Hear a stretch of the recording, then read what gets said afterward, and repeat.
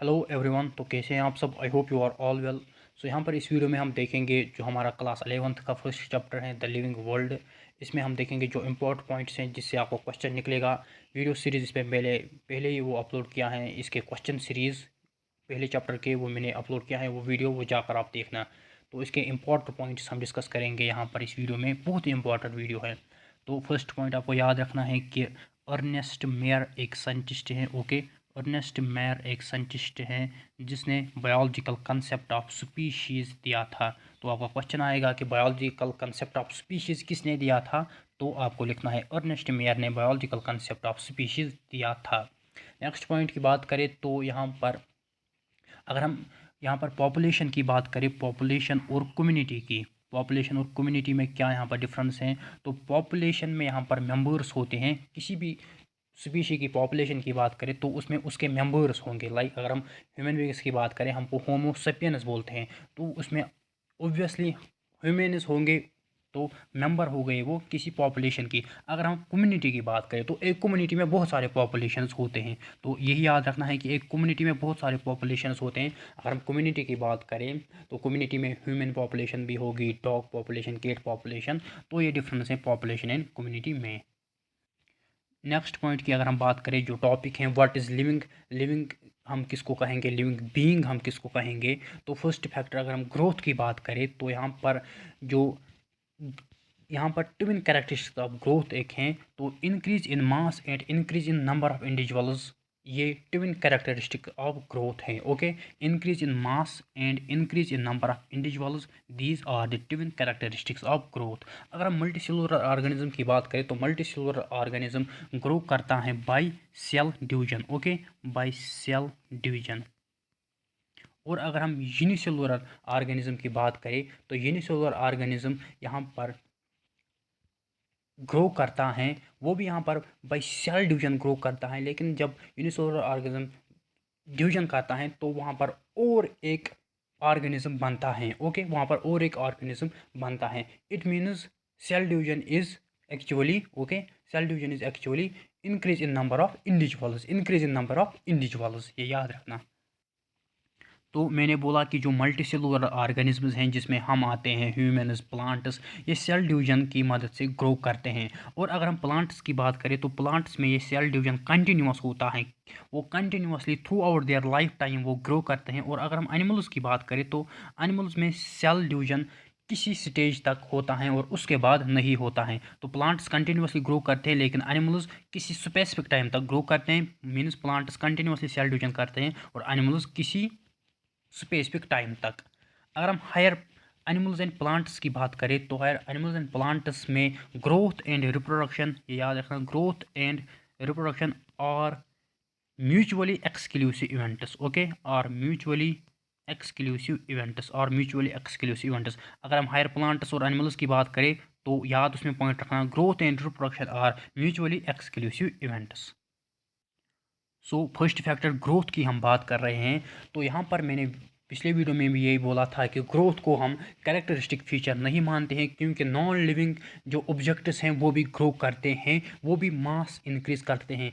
Like हमारे पास mountains हो गए, बोल्डर्स हो गए, सैंड माउंट्स हो गई, वो भी ग्रो करते हैं by the accumulation of mass और accumulation of particles on their surface और इनसाइड। सो ग्रोथ को हम कैरेक्टरिस्टिक फीचर नहीं मानते लिविंग ऑर्गेनिजम्स का को, क्योंकि यहाँ पर नॉन लिविंग जो ऑर्गेनिजम्स हैं वो भी ग्रो करते हैं through out their life span by the accumulation of mass on their body surface. So growth को हम कैरेक्टरिस्टिक फीचर नहीं मानेंगे। तो ये हो गया फर्स्ट पॉइंट। नेक्स्ट अगर हम रिप्रोडक्शन की बात करें तो रिप्रोडक्शन भी यहाँ पर, अगर हम रिप्रोडक्शन की बात करें, इसको भी हम यहाँ पर कैरेक्टरिस्टिक फीचर नहीं मानते लिविंग ऑर्गेनिजम्स का, क्योंकि यहाँ पर हमारे पास एक तो म्यूल हैं जो रिप्रोड्यूस नहीं करते हैं, म्यूल जो जानवर हैं वो रिप्रोड्यूस नहीं करते हैं। हमारे पास sterile, okay, sterile worker bee होते हैं, worker bees, okay, worker bees, sterile worker bees हैं हमारे पास, वो भी यहाँ पर रिप्रोडक्शन नहीं करते हैं। म्यूल्स भी रिप्रोडक्शन नहीं करते हैं। हमारे पास इनफर्टाइल कपल होते हैं, वो भी रिप्रोडक्शन नहीं करते हैं। तो इसका मतलब रिप्रोडक्शन भी कैरेक्टरिस्टिक फीचर नहीं है एक लिविंग ऑर्गेनिज्म का। तो यहाँ पर एक दो पॉइंट्स और याद रखना कि अगर हम फंजे की बात करें तो ये हमें सेपरेट भी पढ़ना है। फंजे की बात करें, फंजे एसेक्सुअल रिप्रोडक्शन करता है by the formation of spores. Okay, fungi spores बनाता है by the formation of asexual spores की मदद से ये रिप्रोडक्शन करता है। अगर हम यीस्ट एंड हाइड्रा की बात करें, ये याद रखना, यीस्ट एंड हाइड्रा की अगर हम बात करें तो यीस्ट एंड हाइड्रा में क्या होती है, बडिंग, याद रखना इंपॉर्टेंट पॉइंट है। यीस्ट एंड हाइड्रा में बडिंग होती है, ये याद रखना, बडिंग की मदद से एसेक्सुअल रिप्रोडक्शन करते हैं। नेक्स्ट पॉइंट याद रखना कि जो प्लेन एरिया हैं, ओके, प्लेन एरिया हैं जिनको हम फ्लैट वर्म्स भी कहते हैं, फ्लैट वर्म्स भी कहते हैं, ओके, फ्लैट वर्म्स भी कहते हैं, ये रीजनरेशन दिखाते हैं, ओके, ये रीजनरेशन दिखाते हैं। तो पॉइंट याद रखना, फंजे एसेक्सुअल स्पोर्स बनाते हैं, यीस्ट एंड हाइड्रा बडिंग करते हैं, प्लेन एरिया या फ्लैट वर्म जिनको हम कहते हैं ये रीजनरेशन दिखाते हैं, ओके। अगर हम यूनिसेलुलर ऑर्गेनिजम्स की बात करें, लाइक एमोबा है हमारे पास, ओके, एमोबा है हमारे पास, तो ये यूनिसेलुलर ऑर्गेनिज्म है, लाइक, और हमारे पास यूनिसेलुलर अलगा भी हैं। तो वहाँ पर आप याद रखना, reproduction is synonymous with growth, जैसे मैंने पहले बोला कि increase in number of cells. तो यहाँ पर ये जब ये डिवीजन करते हैं तो जब दूसरी सेल बनती है वही फिर इंडिविजुअल बनता है, तो यहाँ पर reproduction is synonymous with growth, ये याद रखना। नेक्स्ट कैरेक्टरिस्टिक अगर हम बात करें, मेटाबॉलिज्म, मेटाबॉलिज्म हो गए sum total of all the reactions which occur in our body. Metabolism की अगर हम बात करें तो यहाँ पर मेटाबॉलिज्म जो नॉन लिविंग ऑब्जेक्ट्स हैं उनमें मेटाबॉलिज्म नहीं है, ओके, जो नॉन लिविंग ऑब्जेक्ट्स होते हैं उनमें मेटाबॉलिज्म नहीं होता है। लेकिन यहाँ पर अगर हम बात करेंगे, यहाँ पर जो हमारे पास इन विट्रो, जब हम इन विट्रो लेब में यहाँ पर मेटाबॉलिक रिएक्शन करते हैं किसी टेस्ट ट्यूब में, ओके, वो श्योरली लिविंग रिएक्शंस हैं, लेकिन वो कोई लिविंग थिंग नहीं है, ओके, कोई लिविंग थिंग नहीं है। तो यहाँ पर आप एक पॉइंट निकाल सकते हो कि metabolism is the defining feature of living organism without exception. तो इसमें कोई एक्सेप्शन नहीं है, मेटाबॉलिज्म खाली लिविंग ऑर्गेनिज्म में होता है। लेकिन अगर हम इन विट्रो बात करें, इन विट्रो जब हम लेब में मेटाबॉलिक रिएक्शंस करते हैं वो यहाँ पर लिविंग रिएक्शंस होते हैं, लेकिन वो कोई लिविंग थिंग नहीं है। नेक्स्ट और इम्पॉर्टेंट पॉइंट जो ये है कि response to external stimuli, response to external stimuli, ये और एक कैरेक्टरिस्टिक फीचर है लिविंग ऑर्गेनिजम्स का, और यही एक कैरेक्टरिस्टिक फीचर है लिविंग ऑर्गेनिजम्स का जो इनको नॉन लिविंग ऑर्गेनिज्म से सेपरेट करता है। ये खाली लिविंग ऑर्गेनिज्म में पाया जाता है कि वो रेस्पॉन्स करते हैं एक्सटर्नल स्टिमुलाई को। अगर किसी को पैर पड़ता है किसी हॉट ऑब्जेक्ट पे तो वो जल्दी उठाएगा, तो यही हो गया रेस्पॉन्स टू एक्सटर्नल स्टिमुलाई। तो फर्स्ट टॉपिक हमने कवर किया व्हाट इज़ लिविंग। अब सेकंड टॉपिक है यहाँ पर diversity in living world, diversity second topic है। सो यहाँ पर अगर हम टोटल स्पीशीज़ की बात करें तो वो है 1.7 to 1.8 million, okay, 1.7 to 1.8 million total species हैं जो अभी तक डिस्कवर की हैं साइंटिस्ट ने, ओके, 1.7 टू 1.8 मिलियन, ये याद रखना। नेक्स्ट अगर हम नॉमनक्लेचर की बात करें तो नॉमनक्लेचर में आप दो फार्मूला याद रखना, ICBN एंड ICZN।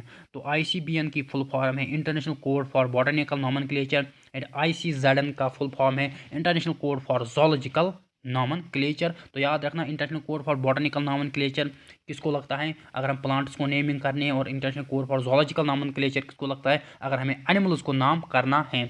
तो यहाँ पर नॉमनक्लेचर की बात करें तो यहाँ पर बाइनोमियल नॉमनक्लेचर की अगर हम बात करें तो बाइनोमियल नॉमनक्लेचर कैलोरस लीनियस ने दिया था, ओके, कैलोरस लीनियस ने बाइनोमियल नॉमनक्लेचर दिया था। तो इसमें क्या होता है ये याद रखना, ये इंपॉर्टेंट है। ये टू कंपोनेंट सिस्टम है, एक तो पहला होता है जेनेरिक नेम और दूसरा होता है specific name, okay, generic name and specific name, generic name and specific name. तो दो कंपोनेंट हैं बाइनोमियल नॉमनक्लेचर, बाई मीन्स दो, बाइनोमियल नॉमनक्लेचर जो कि कैलोरस लीनियस ने दिया था। तो इसमें जेनेरिक नेम होता है, स्पेसिफिक नेम होता है। जेनेरिक नेम का जो, अगर हम जेनेरिक नेम की बात करें तो इसका जो पहला लेटर है वो आपको कैपिटल लिखना है, और जो स्पीशीज़ जो दूसरा स्पेसिफिक इप्थप होता है उसको आपने स्मॉल लिखना है। फॉर एग्जांपल मैं यहाँ पर एग्जांपल देता हूँ मैंगो की अगर मैं एग्जांपल देता हूँ तो मैंगो का जो यहाँ पर नाम है, इसका नाम है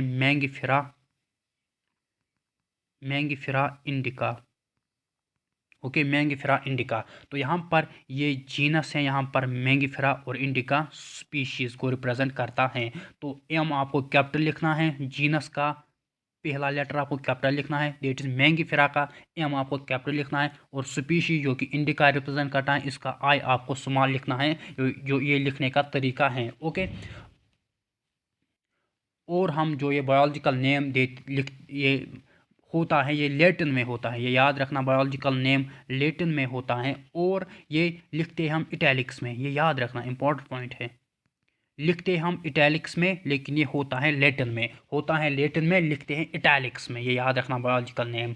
और जब हम बायोलॉजिकल नेम लिखते हैं, आपको पता होगा कि पहला है जीनस, दूसरा है स्पीशीज़, तो ये हम हैंड रिटन होता है, हाथ से लिखते हैं और हमें अंडरलाइन करते हैं। लाइक मैंगो का नाम है मैंगीफेरा इंडिका, मैंगीफेरा इंडिका, तो एक तो हम हाथ से लिखते हैं और दूसरा अंडरलाइन करते हैं। ये जीनस को रिप्रेजेंट करता है, ये स्पीशीज़ को रिप्रेजेंट करता है। जीनस का M means first letter capital होना चाहिए, इसका फर्स्ट लेटर स्मॉल होना चाहिए। और यहाँ पर कभी कभार हम ये भी लिखते हैं मैंगीफेरा इंडिका लिन, मैंगीफेरा इंडिका लिन, तो लिन यहाँ पर रिप्रेजेंट करता है कैलोरस लीनियस को, जिसने ये फर्स्ट डिस्कवर या डिस्क्राइब की हैं ये स्पीशीज़। नेक्स्ट अगर हम नेक्स्ट टॉपिक की बात करें तो वो है यहाँ पर टैक्सोनॉमिक कैटेगरीज। टैक्सोनॉमिक कैटेगरीज की बात करें तो आपको पता होगा कि स्पीशीज़ हैं, जीनस हैं, फैमिली हैं। Okay, species, genus, family, order, class, phylum and kingdom.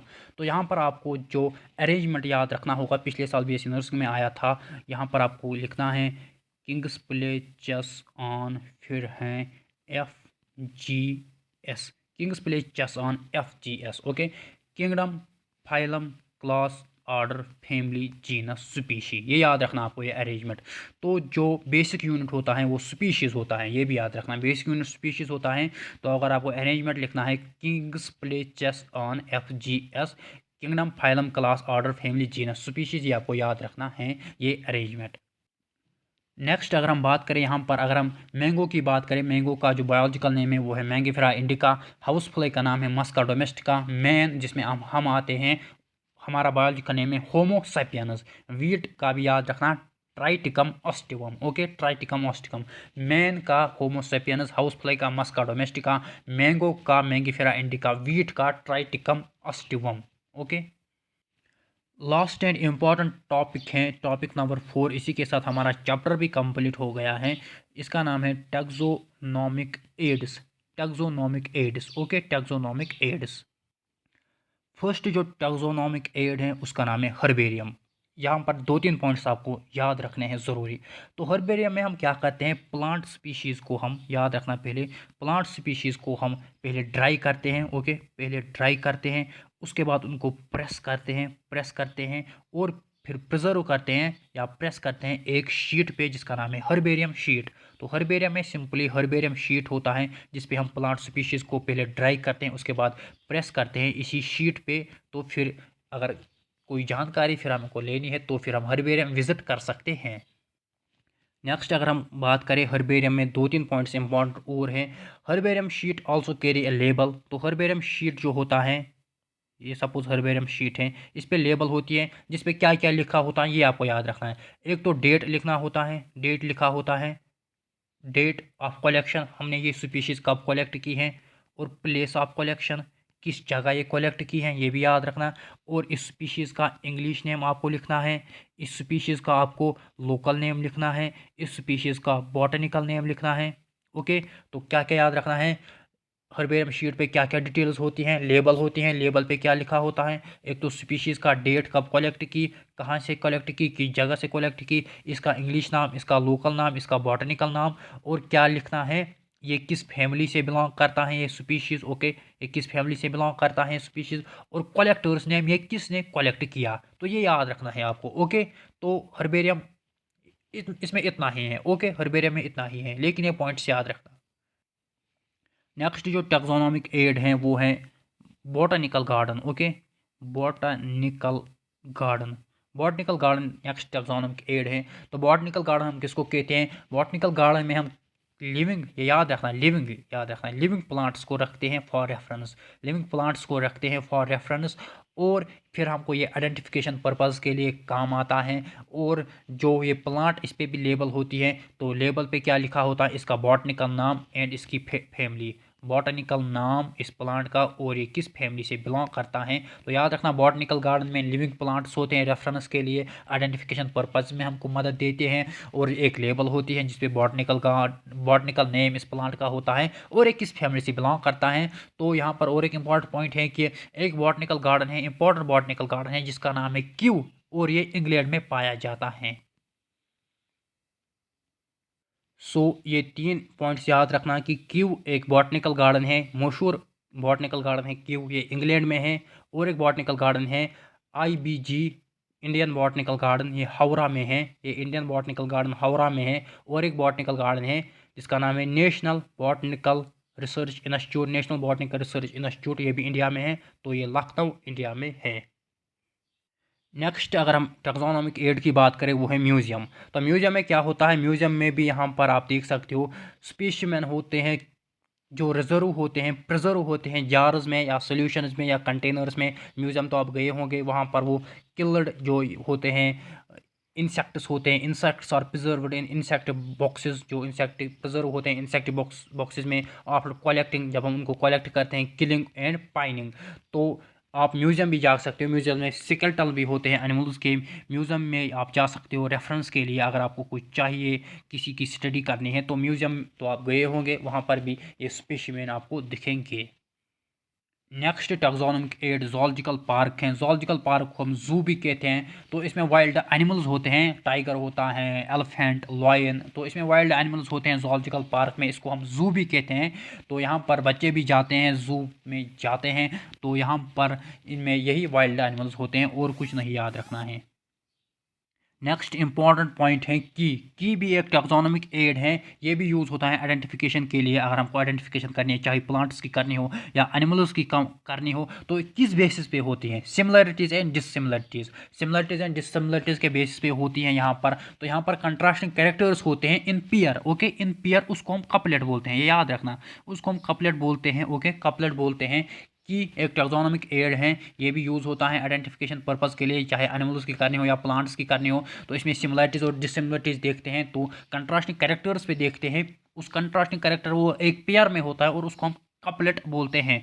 तो अगर हमारे पास दो कपलेट, दो एक पेयर यानी दो ऑप्शंस हैं, दो अपोजिट ऑप्शंस हैं, option A and option B, तो यहाँ पर एक को एक्सेप्ट करते हैं और दूसरे को रिजेक्ट करते हैं, ये याद रखना। तो हर एक ऑप्शन को हम, जो हर एक स्टेटमेंट एक की में होता है, उसको हम लेड कहते हैं, ओके, हर एक स्टेटमेंट के की को हम लेड कहते हैं, ये भी याद रखना।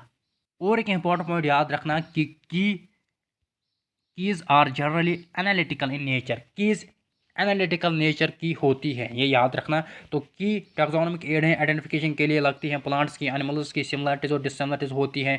कपलेट होता है, एक पेयर ऑफ ऑप्शंस होता है, एक हम एक्सेप्ट करते हैं, दूसरा हम रिजेक्ट करते हैं। तो ईच स्टेटमेंट की को हम लेड बोलते हैं, और यहाँ पर ये आइडेंटिफिकेशन पर्पज़ के लिए लगता है और की एनालिटिक नेचर में होती हैं। नेक्स्ट हमारे पास है और कुछ यहाँ पर टैक्सोनॉमिक एड है, लाइक फ्लोरा है, ओके।